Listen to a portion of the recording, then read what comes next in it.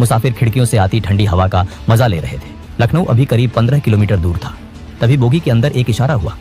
एक बड़ी मूंछों वाले शख्स ने अपनी सीट से इशारा किया और तभी टोपी पहने एक दूसरे आदमी ने फुर्ती से उठकर ट्रेन की इमरजेंसी चेन खींच ली। लोहे के पहिए पटरियों पर घिसटे और एक तेज कान फोड़ देने वाली आवाज के साथ गाड़ी की रफ्तार थमने लगी। यात्रियों को कुछ समझ आता। उससे पहले ही अलग अलग सीटों पर बैठे 10 लोग अचानक खड़े हो गए। उनके हाथों में पिस्तौलें तनी हुई थी। पूरे डिब्बे में सन्नाटा छा गया। तभी एक कड़क आवाज गूंजी, खबरदार, कोई अपनी जगह से नहीं हिलेगा। यात्रियों को लगा कि ये कोई डकैत है, लेकिन ये कोई मामूली अपराधी नहीं थे। ये वो जाबाज क्रांतिकारी थे जो अपने निजी फायदे के लिए नहीं बल्कि देश को आजाद कराने के लिए हथियार उठा रहे थे। ये चोरी नहीं थी, ये ऐलान ए जंग था। ये था द काकोरी ट्रेन एक्शन। साल 1920 तक अंग्रेजों का अत्याचार अपनी हदें पार कर चुका था। 1919 में वे रॉलेट एक्ट जैसा काला कानून लाए, जिसके तहत किसी को भी बिना सबूत सिर्फ शक के आधार पर जेल में डाला जा सकता था। जब लोगों ने इसका शांतिपूर्ण विरोध किया तो 13 अप्रैल 1919 को अमृतसर के जलियांवाला बाग में अंग्रेजों ने निहत्थे लोगों पर अंधाधुंध गोलियां चलवा दी। इसमें हजारों मासूमों की जान गई। इस क्रूरता ने हर भारतीय का खून खौला दिया। अब लोगों के दिलों में गुलामी के खिलाफ गुस्सा था और वे अंग्रेजों को ये बता देना चाहते थे कि भारत उनका नहीं बल्कि भारतीयों का है। 1920 में गांधी जी ने अंग्रेजों की कमर तोड़ने के लिए नॉन कोऑपरेशन मूवमेंट शुरू किया। उनका मकसद शांति से अंग्रेजों का सहयोग बंद करना था ताकि उनका मुनाफा खत्म हो जाए। इस अपील का जबरदस्त असर हुआ। छात्रों ने स्कूल कॉलेज, वकीलों ने कोर्ट और लोगों ने विदेशी सामान और सरकारी नौकरियां छोड़ दी। यहाँ तक कि क्रांतिकारी भी गांधी जी के साथ हो लिए। लेकिन 4 फरवरी 1922 को चौरी चौरा की एक घटना ने सब बदल दिया। पुलिस फायरिंग से भड़की भीड़ ने थाने में आग लगा दी, जिसमें 22 पुलिस वाले मारे गए। गांधी जी हिंसा के सख्त खिलाफ थे। उन्होंने तुरंत आंदोलन रोक लिया। ये फैसला देश के हजारों नौजवानों के लिए किसी सदमे से कम नहीं था। सोचिए उस युवा के बारे में जिसने देश के लिए अपना सब कुछ छोड़ दिया था और अचानक उसे कहा जाए कि वापस घर जाओ, आंदोलन खत्म। उन्हें लगा कि उनके जज्बातों के साथ धोखा हुआ है। उन्हें लगा कि सिर्फ अहिंसा से अंग्रेजों को नहीं भगाया जा सकता। उन्हें अब एक नए रास्ते की तलाश थी और वो रास्ता था सशस्त्र क्रांति का। इसी हताशा और गुस्से के बीच जन्म हुआ HRA, हिंदुस्तान रिपब्लिकन एसोसिएशन का। 1924 में कानपुर में राम प्रसाद बिस्मिल, अशफाक उल्लाह खान, सचिंद्रनाथ बख्शी, सचिंद्रनाथ सान्याल और योगेश चंद्र चैटर्जी जैसे क्रांतिकारियों ने इसकी नींव रखी। इनका सपना सिर्फ अंग्रेजों को भगाना नहीं था बल्कि भारत में एक संघीय गणतंत्र बनाना था जहां अमीरी गरीबी का फर्क ना हो। लेकिन क्रांति के लिए सिर्फ जज्बा काफी नहीं होता, उसके लिए चाहिए होता है पैसा और हथियार। और यही से शुरू होती है काकोरी की असल कहानी। HRA को अपनी क्रांति जारी रखने के लिए पैसों की सख्त जरूरत थी। उन्हें हथियार खरीदने थे, खास तौर पर जर्मन माउजर पिस्तौलें जो उस समय की बेहतरीन गन मानी जाती थी।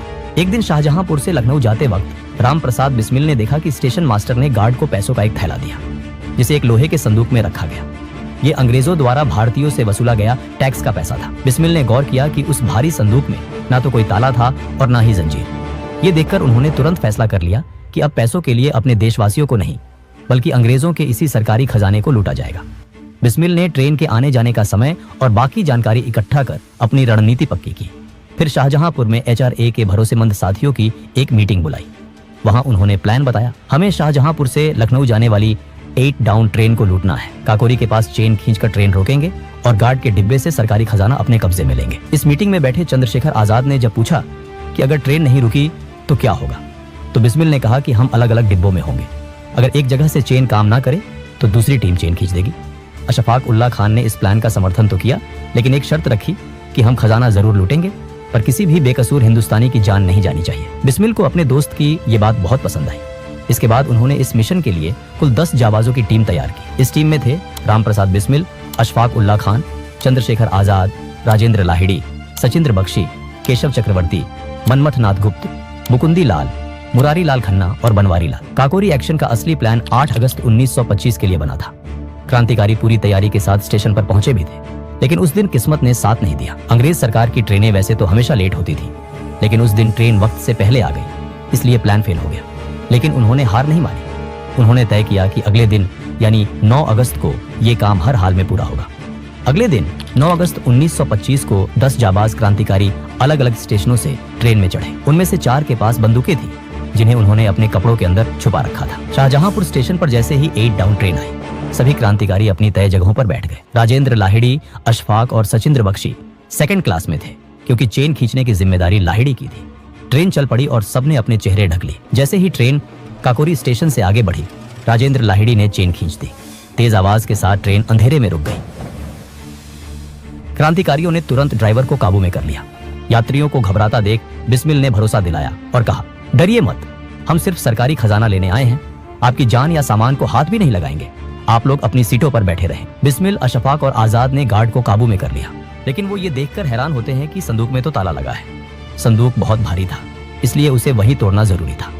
अशफाक ने पहले पत्थर से कोशिश की, फिर कामयाबी न मिलने पर अपनी बंदूक मनमथनाथ गुप्त को थमा दी और हथौड़े से ताला तोड़ने में जुट गए। बाकी साथियों ने अलग अलग जगहों से हवाई फायरिंग शुरू कर दी ताकि लोगों को लगे कि हमलावरों की तादाद बहुत ज्यादा है। ये चाल कामयाब रही। डर के मारे ट्रेन में मौजूद पुलिस वाले और अंग्रेज अफसर भी अपनी सीटों से हिलने की हिम्मत नहीं कर सके। सब कुछ प्लान के मुताबिक चल रहा था, लेकिन तभी एक ऐसी अनहोनी हुई जिसने इन क्रांतिकारियों की किस्मत बदल दी। ट्रेन काफी देर से रुकी थी तो अहमद अली नाम के एक मुसाफिर अपनी पत्नी का हाल लेने महिला डिब्बे की तरफ बढ़े। मनमथनाथ गुप्त, जो उस समय काफी कम उम्र के थे, उन्हें गलतफहमी हुई कि कोई हमलावर आ रहा है। रामप्रसाद बिस्मिल समझ गए थे कि वो एक आम आदमी है, लेकिन इससे पहले कि वो मनमथ को रोक पाते, घबराहट में गोली चल गई। अहमद अली की मौके पर ही मौत हो गई। ट्रेन में सन्नाटा छा गया। मनमथ अपनी गलती पर फूट फूट कर रोने लगे। बिस्मिल ने उन्हें किसी तरह चुप कराया। उनका उसूल था कि किसी हिंदुस्तानी की जान नहीं जानी चाहिए, लेकिन जो हो चुका था उसे बदला नहीं जा सकता था। वक्त कम था, इसलिए बिस्मिल ने तुरंत ध्यान काम पर लगाया। अशफाक से संदूक का ताला नहीं टूट रहा था तो बिस्मिल ने खुद हथौड़ा उठाया और पूरी ताकत से वार करके ताला तोड़ दिया। अंदर से करीब 8,000 रुपये मिले, जिनकी कीमत आज लाखों में होगी।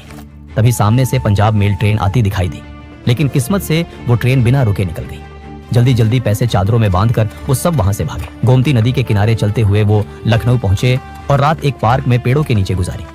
अगली सुबह वो देखते हैं कि अखबारों में ये खबर आग की तरह फैल चुकी थी।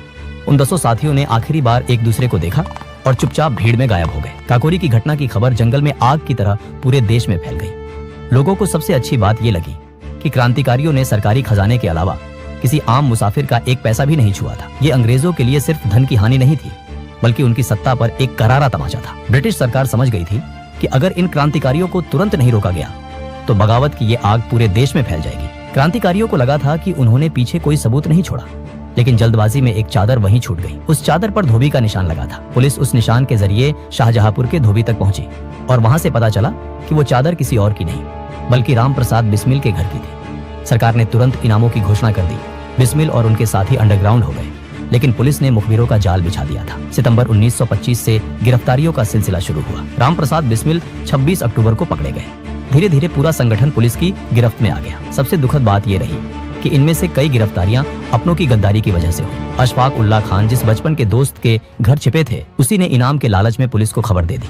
लेकिन एक शेर था जो पुलिस के हाथ नहीं आया, वो थे चंद्रशेखर आजाद। वो पुलिस को चकमा देकर फरार हो गए। पुलिस ने HRA के कुल 40 से ज्यादा लोगों को गिरफ्तार किया। जेल में पुलिस ने इन वीरों को तोड़ने के लिए हर हथकंडा अपनाया। सख्ती की गई और लालच भी दिया गया। ज्यादातर क्रांतिकारी तो चट्टान की तरह डटे रहे, लेकिन बनवारी लाल पुलिस के दबाव में टूट गए। उन्होंने सरकारी गवाह बनकर संगठन के सारे राज्य खोल दिए। अदालत में करीब 1.5 साल तक मुकदमा चला। रामप्रसाद बिस्मिल ने अपना केस खुद लड़ने का फैसला किया। भरी अदालत में उनकी अंग्रेजी और उनकी कानूनी दलीलें सुनकर जज भी हैरान रह जाते थे। बिस्मिल ने अदालत को ही अपना मंच बना लिया। वो वहां अपने विचार रखते ताकि अखबारों के जरिए जनता तक उनकी बात पहुंचे। अंग्रेज सरकार डर गई कि कहीं बिस्मिल अपनी बातों से लोगों को और प्रभावित ना कर दे, इसलिए बाद में उन्हें खुद पैरवी करने से रोक दिया गया। सरकार का मकसद इंसाफ करना नहीं, बल्कि इतनी भयानक सजा देना था कि भविष्य में कोई भी भारतीय अंग्रेजों के खिलाफ सर उठाने की हिम्मत न कर सके। जुलाई 1927 में अदालत ने अपना फैसला सुनाया। 40 में से कुछ लोग रिहा हुए, लेकिन 4 मुख्य क्रांतिकारी रामप्रसाद बिस्मिल, अशफाक उल्लाह खान, राजेंद्र लाहिड़ी और रोशन सिंह को फांसी की सजा मिली। बाकी साथियों को काला पानी या लंबी कैद की सजा दी गई। देश भर में इसके खिलाफ प्रदर्शन हुए और रहम की अपील की गई, लेकिन अंग्रेजों को जनता में खौफ पैदा करना था, इसलिए उन्होंने सारी अपीलें ठुकरा दी। सजा सुनाए जाने के बाद और फांसी के बीच का जो वक्त था वो बहुत भावुक था। रामप्रसाद बिस्मिल एक कट्टर आर्य समाजी हिंदू थे और अशफाक उल्लाह खान एक पक्के नमाजी मुसलमान, लेकिन इन दोनों की दोस्ती ने सांप्रदायिक सौहार्द की ऐसी मिसाल कायम की जो आज तक दी जाती है। बिस्मिल अक्सर मजाक में अशफाक से कहते थे, तुम तो मुसलमान हो, तुम्हें तो जन्नत में हुरें मिलेंगी, हमें क्या मिलेगा? इस पर अशफाक हंसते और कहते, पंडित जी, अगर जन्नत में आप नहीं होंगे तो वो जन्नत किस काम की? जेल से अपनी आखिरी चिट्ठी में बिस्मिल ने देशवासियों से अपील की थी, अगर मेरी मौत से कुछ हासिल हो सकता है तो वो हिंदू मुस्लिम एकता होनी चाहिए। अशफाक ने भी लिखा कि वो खुशनसीब है कि देश के लिए फांसी पर चढ़ने वाले पहले मुसलमान बन रहे हैं। मर्सी पिटिशंस खारिज हो चुकी थी। ब्रिटिश सरकार खून की प्यासी थी। गांधी जी पर भी आरोप लगते हैं कि उन्होंने इन क्रांतिकारियों को बचाने के लिए उतना जोर नहीं लगाया जितना बाद में भगत सिंह के लिए या इरविन समझौते के समय लगाया था। दिसंबर 1927 का वो सर्द महीना आ गया। सरकार को डर था कि अगर सबको एक जगह फांसी दी गई तो जनता भड़क सकती है, इसलिए सबको अलग अलग जेलों में भेजा गया। राजेंद्र लाहिड़ी को तय तारीख से 2 दिन पहले ही 17 दिसंबर को घोड़ा जेल में फांसी दे दी गई। वो हंसते हुए फांसी पर झूल गए।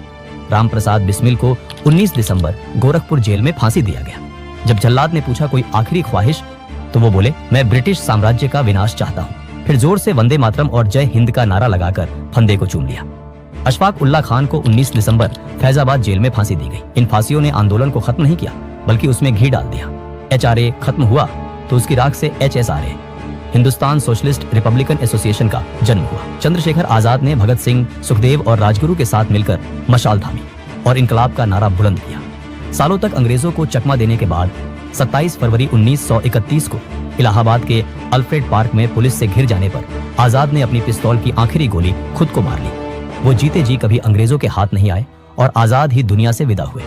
काकोरी एक्शन आजादी की लड़ाई का वो मील का पत्थर साबित हुआ जिसने अंग्रेजी हुकूमत की जड़ें हिला दी थी। आज काकोरी का शहीद स्मारक हमें याद दिलाता है कि 1947 की आजादी की नींव इन वीरों के बलिदान पर ही टिकी है। दोस्तों, अगर वीडियो पसंद आया हो तो वीडियो को एक लाइक जरूर करें और चैनल को भी सब्सक्राइब जरूर करें। हम ऐसे ही वीडियो हर हफ्ते लाते रहेंगे। तब तक के लिए जय हिंद।